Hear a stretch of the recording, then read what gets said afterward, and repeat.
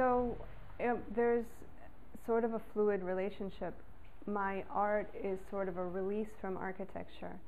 So I actually choose a medium that is very forgiving, and I work with a process that's known as collage, which collage allows a lot of mistakes. And obviously with architecture, you make a mistake and you're going to have a lot of screaming people. So while I have to be very precise in architecture, and it's very exacting and very demanding, I choose collage because when you make mistakes, you work it into a piece. And sometimes with collage, you start out in one direction and you end up in an entirely different direction. So I really enjoy it for that reason.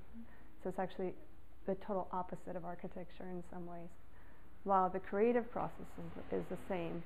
With architecture, you have to start with a premise, a schematic, and you have to carry it through. So that's the same with collage. So in that way, they share common ground. My subject matter, there's actually, this year there's going to be some overlap. I'm starting to do some buildings. I was trying to stay away from buildings because honestly, I was trying to turn off work and do something in my mind that was more relaxing. But now I'm starting to work some buildings into my collage. So this year I'll have a sort of a building series. But I wasn't going to be that literal in that I'm an architect who does art about architecture. To me, that just seemed so obvious.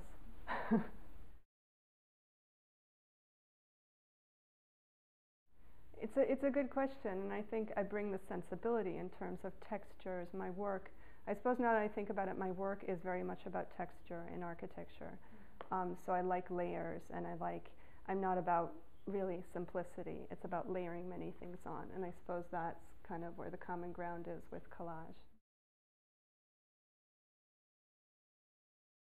I'm influenced by a couple of artists that are sort of the foundation of my work, which is Dali and Magritte and Surrealist. But it's not a literal translation in that some of my works, not the ones that you see behind me, but some of the works that I have, they're very dreamlike, and they juxtapose different images in a way that's like a dreamlike sequence. So I like bringing that in. I'm influenced by many artists, but I'm also very influenced by my inner world in that many artists have a very strong inner world, as I do.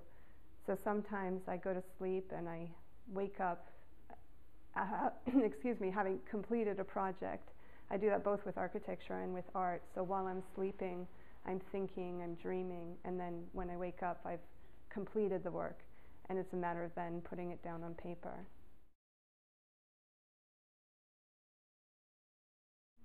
This is the Peonies and Rose series, and a lot of people, I brought this particularly because a lot of people are interested in this series. And I don't tend to stay in one genre from year to year or from moment to moment. I can move from one series to the next.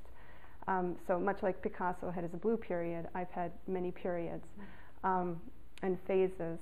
And this one was about peonies and roses that grow outside my house. And I had very little time to complete it because peonies are fleeting. They have 1 week of bloom. So as I was sketching, I had just 1 week and they died. So I had to sketch very fast and work very fast. And these are done on paper bags, which is essentially the most common product that I thought you could find. And the idea was to elevate it to the extraordinary or to the level of art. So this is the Mackintosh series, which was one of my phases, and it's based on Charles René Mackintosh, who is a Scottish architect, and it's based on his stained glass windows. And as you can see, it has many recycled products and papers in it, including the paper bags, but as well as handmade papers.